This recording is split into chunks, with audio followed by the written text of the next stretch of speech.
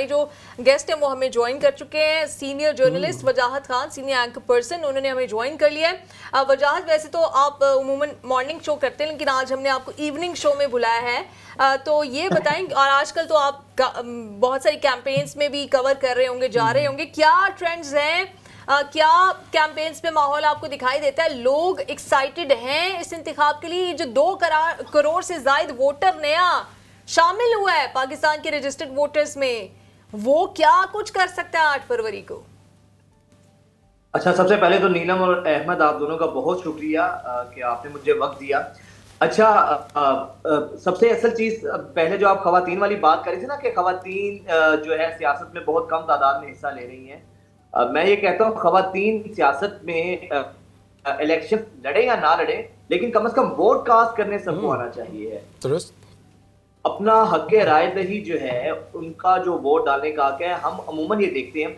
But एक चीज 2018 में या इमरान खान साहब के आने के बाद हमने ये चीज देखी कि बहुत सी ऐसी जो खवातीन की अक्सरियत बिल्कुल इररेलेवेंट रहती थी इलेक्शन में ना, तो पीटीआई को ये क्रेडिट जाता है कि जिन्होंने यूथ को और खवातीन को खासा मोबिलाइज किया उसके बाद, और उसका एक एक्टिव रोल जो है वो इसमें हमें देखने को मिला। तो खवातीन को इस दफा भी लड़कियों को खासतौर पर जो हमारे यंगस्टर्स हैं उन सबको बहुत ज्यादा जरूरी है उनके कि वो अपना हक राय दही इस्तेमाल करें और वोट कम से कम लाजमी कास्ट करें। तो उसके बाद इलेक्शन में भी सियासी जमातें टिकट्स उनको देंगी आगे, फिर जरा जब वो भी प्रेशराइज करेंगी उनको मिलना तो चाहिए। अच्छा, दूसरी चीज जो आपने कहा कि 2 करोड़ जो नया वोटर आया है ना नीलम, पाकिस्तान में जो अमूमन जो एवरेज है, जो वोट कास्ट करने की रेशियो है, वो हमेशा से जो टर्न आउट है वो बहुत थोड़ा रहा है, 40 to 45, 46, इससे ऊपर आज तक टर्न आउट नहीं किया है पाकिस्तान में। तो ये जो नया वोटर है, ये हम देखते हैं कि मादी की निस्बत ये कोई रवायती वोटर भी नहीं है, बड़ा चार्ज वोटर है। और इसको चार्ज करने में अगर नए वोटर है, इसमें अगर हम टू बी वेरी ऑनेस्ट अगर हम एनालिसिस करें फिर, तो 90% वोटर जो है अहमद और नीलम वो पीटीआई के साथ है, इमरान खान के नारे के साथ है, उनके नैरेटिव के साथ है। और यही वो वोटर है जिसने इसके अंदर डिसाइसिव रोल अपना प्ले करना है और उसका फैसला कुन वोट होगा। बड़ा चार्ज भी है, ना सिर्फ वो वोटर हम देख रहे हैं खुद चार्ज है, बल्कि वो अपनी फैमिलीज को, अपने घर वालों को भी मोबिलाइज कर रहा है, अपने नेबर्स को भी मोबिलाइज कर रहा है। तो ये वोटर बड़ा कौन किरदार अदा करेगा इस सारी फजा में। अगर ये वोटर्स घरों से बाहर निकल आए, ये मायूसी ना हुई कि अगर हम वोट डालेंगे अपने आजाद उम्मीदवारों को या दूसरे उम्मीदवारों को, हमारा वोट जाया ना हो। अगर वाकई ही में परसों ये वोटर अपने घरों से बाहर निकल आता है, तो मेरा ख्याल है कि पाकिस्तान की तारीख का बहुत बड़ा टर्न आउट होगा, क्योंकि वोटर खासतौर पर जो पीटीआई का वोटर है वो बहुत एग्रेशन में है, नाराज है जो कुछ पीटीआई के साथ हुआ है, उनका इंतखाबी निशान छीन लिया गया, लीडर उनका जेल में है। पाकिस्तानी सियासत का एक अपना रंग तो है और वो रंग हमें बहुत देखने को मिलता है। पूरी पाकिस्तान में जब इलेक्शंस होता है, आपको पता है, पूरी एक फेस्टिविटी होती है, बहुत एक अकट होता है और बड़ा गहमा गहमी होती है। लेकिन इस दफा ना बड़ी अजीब सूरत हाल है। जो पीएमएलएन है वो बहुत डिफेंसिव है, मसलन के वो अब हमने देखा है कि जो मरकजी क़यादत, जो टॉप टीयर की लीडरशिप है पीएमएलएन की, वो तो बड़े बड़े जलसे कर रही है, लेकिन इनके जो कैंडिडेट्स हैं एमएनए एमपीएस के, उनकी अक्सरियत रिलेक्टेंट है, वो फोन पे राब्ता कर रहे हैं, उनके पीएस या उनकी खवातीन घरों पे जा रही हैं, बहुत ज्यादा वो डिफेंसिव हैं। ये चीज पहले हम देखा करते थे कि बड़े खुद इनके एमपीएस वगैरह घरों में जाते थे, लोगों को मिलते मिलाते थे, हमारे एरिया में भी, हमारी कॉन्स्टिट्यूएंसी में भी। लेकिन इस दफा वो कहीं ना कहीं उनको डर है किसी एग्रेशन का, और होता भी ऐसा है। अभी 3-4 दिन पहले भी इसी तरह कुछ थोड़े बहुत कॉर्नर मीटिंग थी पीएमएलएन की, तो वहां पर कुछ जो उनके मुखालिफ उम्मीदवार जो सपोर्टर्स थे पीटीआई के, यकीनन यंगस्टर्स, तो वो हुटिंग करते हैं, बदतमीजी करते हैं, और उसके बाद वीडियोस बन जाती हैं जो उनके लिए बड़ी एम्बैरेसमेंट का वजह बनती हैं। तो वो मोबाइल्स की हद तक राब्ते में हैं। उस तरीके से पीएमएलएन के जो कैंडिडेट जिस तरह निकला करते थे उस तरह वो नहीं निकले हैं, और जो पीटीआई के हैं आजाद हैं, वो बेचारे गिरफ्तारी के डर से वो वैसे ही कैंपेन नहीं कर सके हैं। तो ज्यादा बड़ी डिजिटल सी कैंपेन हमें देखने को मिल रही है। मुझे गिला ये है मेरे समेत बहुत से शहरियों को कि मियां साहब की जो कॉल है ना, वो कह रहे हैं कि ठीक है मियां साहब का फोन आया, बड़ी अच्छी बात है, लेकिन हमें भी उसके कोई जवाब सुनने की भी ऑप्शन होनी चाहिए जिसमें हम भी कोई अपना फीडबैक दे पाते। तो उस पे जो शहरी गिला कर रहे हैं कि मियां साहब का हम भी कोई जवाब देना चाहते हैं, क्योंकि वोटर्स हो या उनके मुखालफिन हो, बट ज्यादा डिजिटल कैंपेन चल रही है बहुत ज्यादा तमाम पार्टीज की। बट फिर भी एक रवायती जो डेरादारी है यहाँ पर लोगों की, डेरे तो चल रहे हैं, बड़ी गहमा गहमी भी है। वोटर्स, पीटीआई के जो वोटर्स हैं वो कह रहे हैं हमने सारा बदलाव वोट की सूरत में लेना है। अच्छा अहमद, अगर मैं टू बी वेरी ऑनेस्ट, मैं अगर एनालिसिस करूं अब तक, जो कि एनालिसिस गलत भी हो सकता है, लेकिन मैंने लास्ट बाई इलेक्शन में भी आपको याद होगा एक एनालिसिस किया था, ये जो ये बाई इलेक्शन हुए थे कि पीटीआई शायद पीएमएलएन अपनी एक आधी सीट बचा पाएगी, 3 में पीटीआई जीत रही है। और ऐसा ही हुआ था, तीनों की तीनों सीटें पाकिस्तान तहरीक इंसाफ ने जीती थी। अभी अगर फेयर एनालिसिस हो और अगर फेयर इलेक्शन होते हैं ना अहमद, कम अज कम इस वक्त जो है पाकिस्तान मुस्लिम लीग नवाज जो है, मेरा ख्याल है कि 5-6 से ज्यादा सीट्स नहीं निकाल सकती। पाकिस्तान तहरीक इंसाफ जीतने की पोजीशन में है। अगर आज़ादाना इलेक्शंस होते हैं, अगर फ्री एंड फेयर इलेक्शंस होते हैं, तो पाकिस्तान तहरीक इंसाफ का पलड़ा भारी है। वजह यह है 2018 के बाद अब 2023 है, 24 है, इसके अंदर ये जो 2 करोड़ नया वोटर ऐड हुआ है, इसकी 90% से ज्यादा अक्सरियत जो है वो पाकिस्तान तहरीक इंसाफ के साथ है।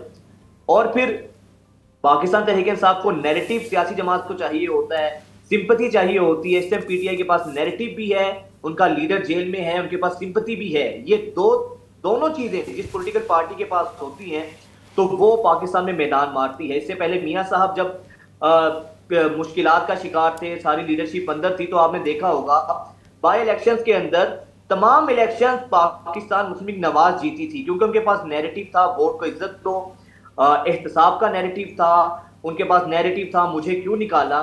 तो सिंपैथीज भी थी, नैरेटिव भी थी था, जिसके बायस उनकी पॉपुलैरिटी में इजाफा हुआ और वो तमाम नशिस्तें जीती। अब उलट है, मुकम्मल यू टर्न हो चुका है पीएमएलएन का, वोट को इज्जत दो का बयानिया खुद अपनी मौत आप मर चुका है।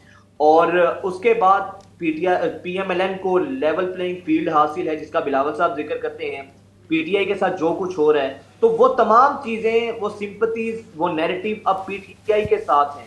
तो इसलिए उनका एग्रेशन, उनके वोटर्स का जो जज्बा है, वो इसको स्टिमुलेट करेंगे वोट को देने की सूरत में। मरियम नवाज साहिबा का जो हलका है वो उनका आबाई हलका है, कुलसूम नवाज साहिबा भी वहां पे इलेक्शन लड़ती रही, मियां साहब भी, वहां पे नो डाउट बहुत बड़ी अक्सरियत उनके साथ है। फिर दूसरी चीज ये है, वहां पे आपको पता है कि जितना पैसे का सरकारी मशीनरी का बेदरेग इस्तेमाल हो रहा है, सुर, नगमा, साज, संगीत सब उनकी हक में है इस वक्त।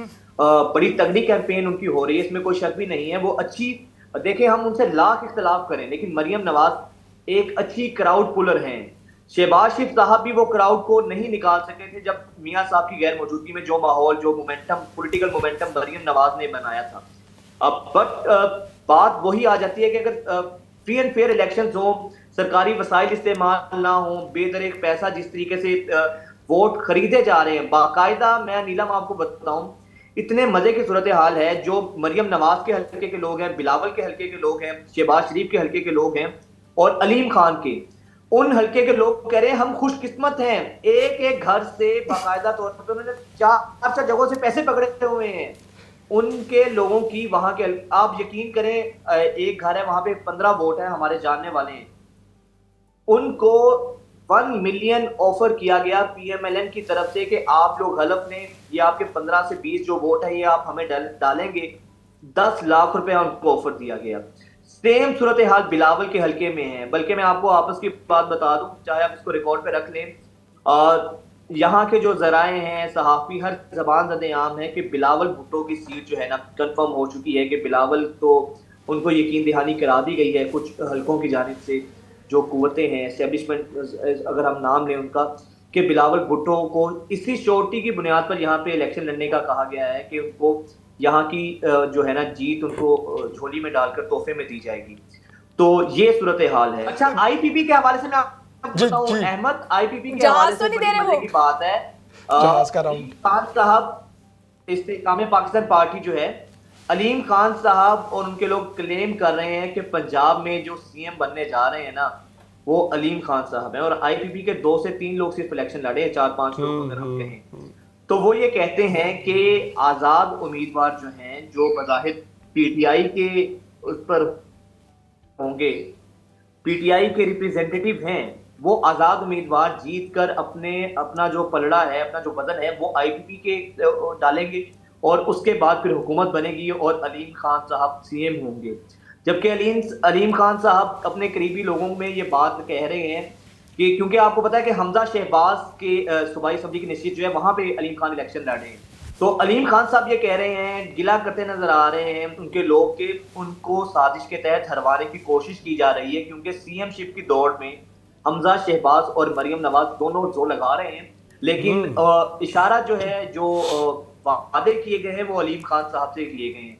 तो उनकी ये कोशिश है कि अलीम खान को इलेक्शन हरवा कर, जिस तरह आपको याद होगा मुल्तान का इलेक्शन था, शाह महमूद एमपीए के सीट पर इलेक्शन लड़े थे जिमनी, और उनको तरीन साहब ने जो आजाद कैंडिडेट थे सलमान नईम, उनको सपोर्ट किया और उनको हरवाया, शाह महमूद को उनका सीएम बनने का रास्ता रोका।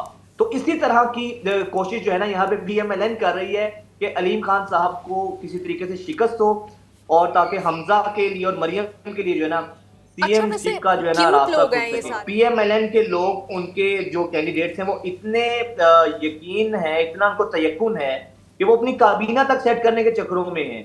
बट पाकिस्तानी सियासत है, पाकिस्तानी अगले लम्हे कुछ भी हो सकता है। एक बात तो तय है, अगर इस मुल्क का, इस पंजाब का वज़ीर आला उस्मान बुज़दार साहब बन सकते हैं ना, तो कुछ भी पाकिस्तानी सियासत में हो सकता है। तो आपके मेरे तजिए कुछ भी हो, बट पाकिस्तानी सियासत यहाँ पर आप सपोर्ट के देखते हैं, मंजरनामा बदला होता है, होने को कुछ भी हो सकता है, लेकिन लम्हा मौजूद तक वज़ीर आज़म के लिए पीएमएलएन का ही कोई ना कोई कैंडिडेट होगा।